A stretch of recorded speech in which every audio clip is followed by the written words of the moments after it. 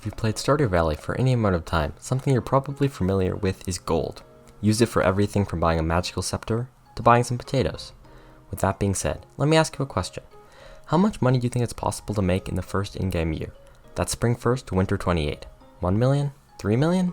8 million? Try 60 million. Now, you're probably wondering how that's even possible. So today, we will be going over some strategies to how you can make this much money.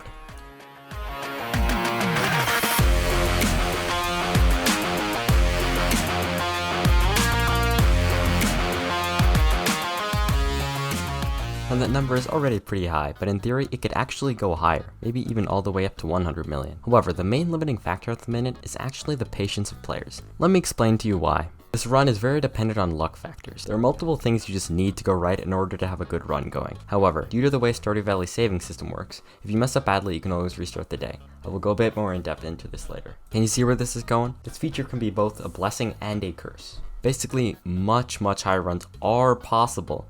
You just need to restart every single small mistake you made. Like if you got one less catfish you would have preferred. Most people it wouldn't be worth it to restart the entire day for one fish, but that fish could have had a larger consequence later on, so restarting is probably optimal. This isn't the best example. A better one would be if you're not on the iridium pace in Skull Caverns. And if you don't know what iridium pace is essentially how much iridium you have after a certain amount of in-game time. Essentially, for example, if you always get 500 iridium by 10 PM, and you're only at 200 by that time, you'd probably want to restart the day because you're clearly not getting enough. Alright, now let's go over some of the strategies that they can use to earn money. For days 1 to 4, there are 2 different strategies that you can use to earn the money you need to start out. You can either do clay farming or fishing. Side note. If you don't know what clay farming is, I will give a brief explanation now. Clay farming is a strategy that involves preparing a large open area where you can do a pattern that will provide you with a large amount of clay that you can sell to make large amounts of money. However, some players consider this to be an illegitimate strategy and a less noble way of doing the run. I will leave it up to you to decide. The fishing strategy involves what you would guess, fishing up fish and selling them for money. This can also be incredibly useful because you can get 2 certain weapons from fishing, the Neptune's Glaive and the Broken Trident. These both have substantially more damage than the early game Rusty Sword, and even the ones that you get on later floors. This allows you to get through the mines much faster and get Skull Caverns quicker, and you need Skull Caverns very fast because you use Skull Caverns as a major way to make money throughout the run, so getting to it as quickly as possible is important. For days 5 to 8 you do 2 different things. You farm Void Sprites for the Solar and Void Essence. You do this on the elevator floors, because elevator floors are very easy to get to due to the very nature of them. There you have direct access to them. Because of this, like I said, they are incredibly easy to farm. You also need to be farming diamonds along the way for extra money, because diamonds sell for $750 per, and that's very good money early game. You pretty much plant no crops, just starfruit during this run, so planting crops is basically a waste of time.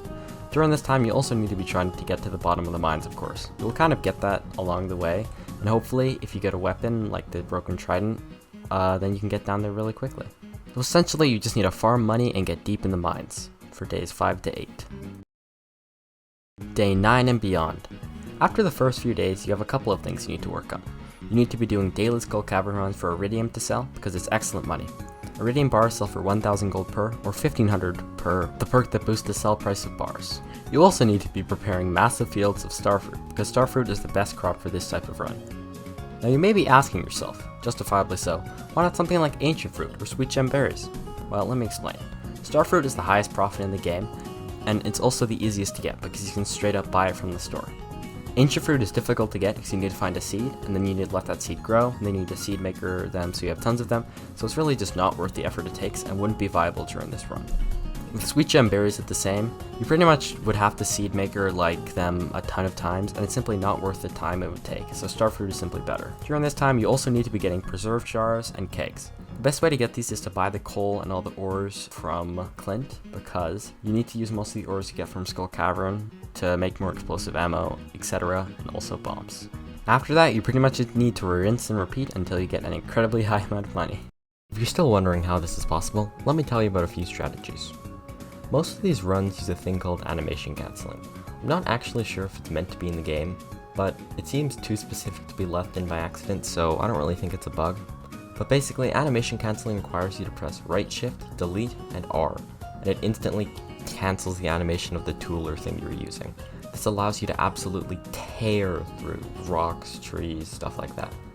If you want to do this yourself, you could try setting it up via macro on your mouse software. If you have a mouse from Razer or Glorious, that's probably the easiest way to do it. The next strategy they use is called pause buffering. If you don't know what pause buffering is, let me give you a quick explanation and example. Basically, if you pause and unpause rapidly, you can save how much in-game time passes. Here we have an example of someone planting crops with pause buffering and someone without.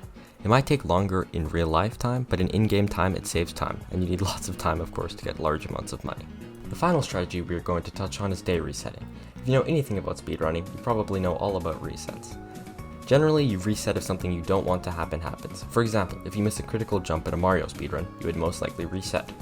This is the same, but to a much lesser extent in Stardew Valley, due to how the save system works. Let me explain it to you quickly if you don't know what it is. You only save at certain times when you sleep, so if you make a mistake in the middle of the day, you can simply reset the day and retry without having to reset the entire run, which is very handy. However, this often leads to people resetting hundreds if not thousands of times during a run. Now let's talk about some of the people that do these types of runs. The first person we're going to talk about is the Habu. Who fucking needs girls? Gamer for life. Neckbeard for life. The Habu is a well-known Stardew Valley streamer that streams a mix of things in Stardew Valley, from speedrunning to challenge runs and more. He's pretty much the only person that consistently speedruns Stardew Valley, so if any of you guys think you've got it, you should go try to give him a little bit of competition. Anyways, some of his accomplishments include multiple world records, including world records in the missing bundle category, the community center percent, and runs in a bunch of other categories like specific community center bundles, like pantry, fish tank, bulletin board, etc. He also has the current world record for marriage percent, with him marrying Shane in 42 minutes and 26 seconds. Some other wacky runs he has done include 55 million gold in year 1, slightly behind the record holder, Corded89, getting every hat, which took 45 hours, and crafting 10,000 blueberry tarts for some reason. Also getting every single star in the game. Basically most of the achievements besides Vector's challenge. He also somehow managed to complete the CC without crafting? I have no idea. So the point is, pretty talented guy, you should definitely go check out his streams if you haven't already. Next up is Corded89. Corded89 is actually the current unofficial world record holder of the most money earned in certain categories. He focuses more on money making and less on speedrunning. Some of his achievements include 60 million earned first year in the 1.3 patch, and 167 million second year in the 1.3 patch. He also managed to make 9 million in the first month, Spring 1st. The final accomplishment here is listed is 50 million earned in the first year in the 1.4.5 patch. Pretty crazy how much money these guys can earn. Once again, both of these guys' Twitch will be linked below, go check them out.